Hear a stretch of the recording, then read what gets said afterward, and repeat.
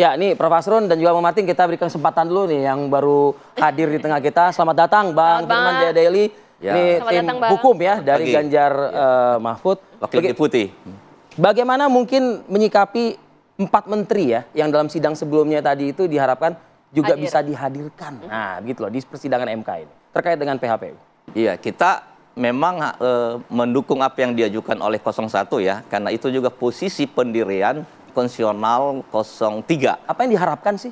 Karena kita berangkat dari sudut pandang bahwa beban pembuktian itu memang diserahkan kepada pemohon.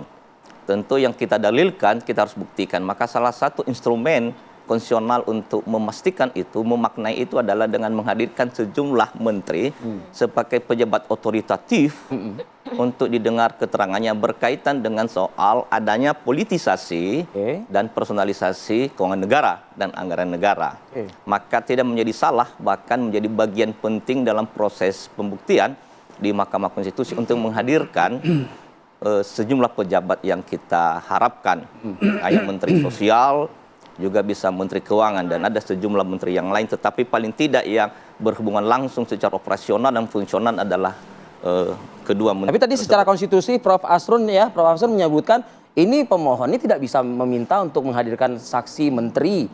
Dalam hal ini yang harus bisa menghadirkan adalah Mahkamah Konstitusi. MK-nya. Iya, memang itu yang kita mohon. Karena doktrin Badan Peradilan dan Mahkamah secara universal memang bahwa Mahkamah bisa memanggil siapapun, termasuk pun presiden sebenarnya. Kenapa tidak presiden sekalian? Itu tergantung dari proses pengungkapan di persidangan, tapi kita serahkan sepenuhnya itu kepada Mahkamah.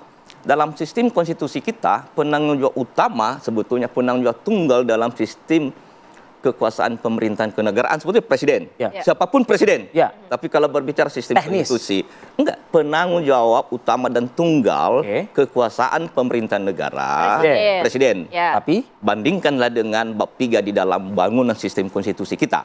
Tapi tentu kita harapkan yang menteri yang mengetahui secara operasional dan fungsional itu kita undang. Karena kita berangkat dari kebeningan hati nurani, kejernihan akal budi terlebih dahulu. Dan itu sebetulnya tepat karena relevan.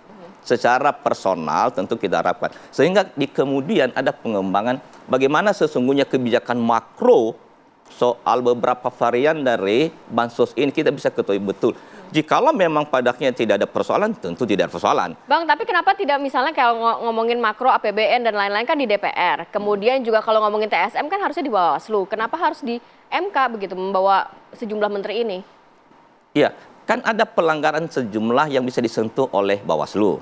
Seperti ada pelanggaran administratif, ada pelanggaran hukum, dan ada pelanggaran etik. Nah, dalam beberapa hal, template Bawaslu itu kan terbatas ya. Tidak bisa Bawaslu mendekati dengan berbagai yang bersifat meluas jikalau ada pelanggaran TSM. Nah, jikalau melihat inti kandungan dari pasal 22E, kemudian juga 24E, C terutama itu diletakkan bahwa mahkamah itu ada sebagai mahkamah agung. Bukan mahkamah agung MA ya, tapi mahkamah yang memiliki keagungan, kesucian, keluhuran untuk memastikan soal keadilan dan kebenaran. Maka sesungguhnya tidak bisa dibatasi. MK hanya soal yang kecil. Soal kuantitatif tadi begitu. Makanya pendekatannya paradigma kualitatif.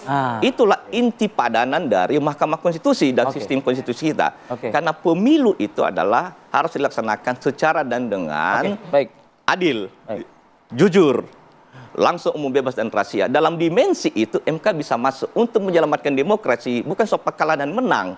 Itu soal biasa.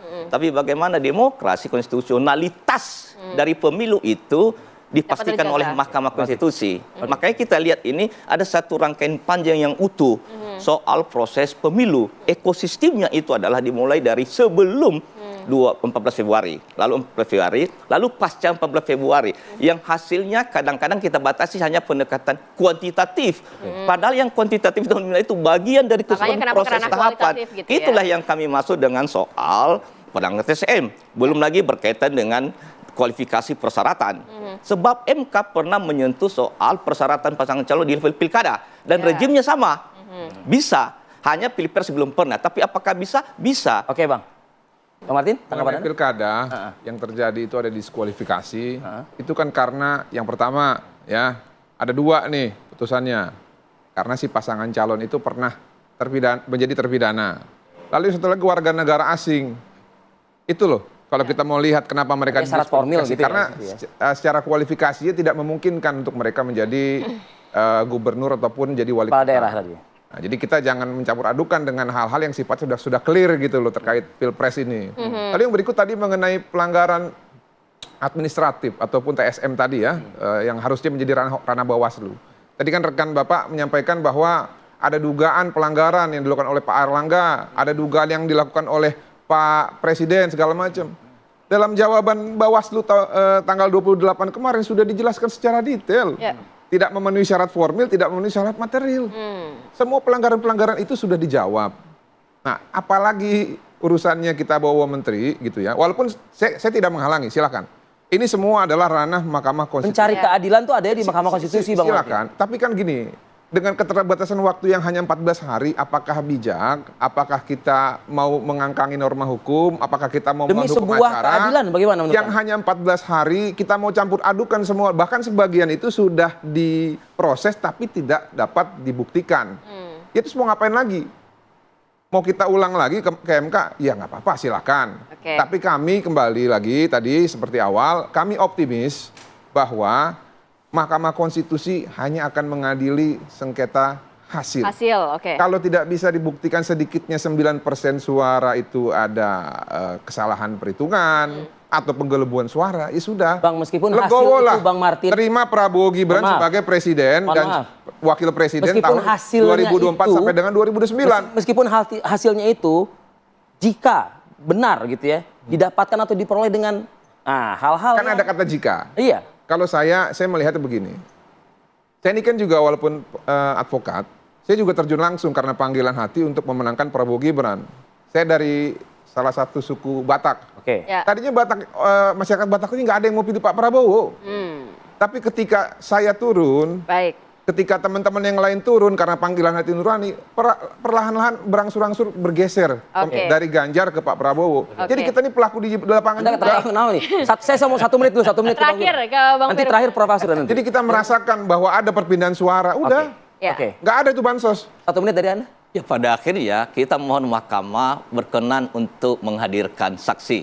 Karena itulah yang memastikan mengenai soal dialog kita ini. Saya kira itu puncak dari keseluruhan keagungan Mahkamah Konstitusi untuk memastikan meskipun pemohon pun juga tidak bisa bertanya kepada menteri pada saat itu nanti begitu. Bisa, kalau dihadirkan kan bisa saja. Itu tergantung mahkamah. Nah, dia udah diputuskan oleh Ketua MK nggak bisa. Oh iya, makanya nggak bisa. Ya, jadi gini, mahkamah itu tentu mengakomodasi apa yang menjadi dinamika selama satu kali persidangan di permohonan kita. Itu kan tidak harus secara walaupun kita langsung. tidak bertanya langsung di sana. Karena itu ada pergeseran paradigma lagi. Beban pembuktian sekarang tidak diserahkan semata mutlak sama pemohon. Karena ini soal misalnya pelanggaran TSM, maka dalam beberapa putusan mahkamah sudah mencoba untuk memaknai soal pembuktian. Ada beberapa putusan itu Mahkamah Konstitusi. Terakhir Prof. Jadi begini, jangan salah paham terhadap bansos ya. Singkat, Bro. Ya, bansos itu tidak hanya bagi-bagi beras ya. Ada dalam bentuk subsidi listrik, ya, subsidi ada lagi untuk apa? Bantuan pangan, macam-macam subsidi kur. Bentuknya banyak ya. Ini banyak ini. Ini apa? Itemnya banyak ya, bansos. Nah, karena itu memang harus dipahami dulu secara teknis ya. Apa itu bansos? Kemudian siapa yang paling terkait? Pejabat teknis siapa? Pejabat teknisnya Anda sedang melempar kuota menteri tidak hanya 4, itu bisa lebih dari 4 menteri itu nanti. Hanya ini aja. Jadi kemudian begini, Hakim MK sudah akan mempertimbangkan itu. Tetapi sudah mewanti-wanti. Ini yang akan bertanya ini hanya hakim. Jadi Pak Firman jangan bikin gaduh nanti ya. Pak Main, jangan bikin gaduh itu. Ada satu ya, bansos ini kan lanjutan dari ketika pelanggaran terhadap penetapan pasangan calon. Ya, ketika diributkan penetapan pasangan calon itu atas dasar putusan Mahkamah 90. Kami punya bukti otentik.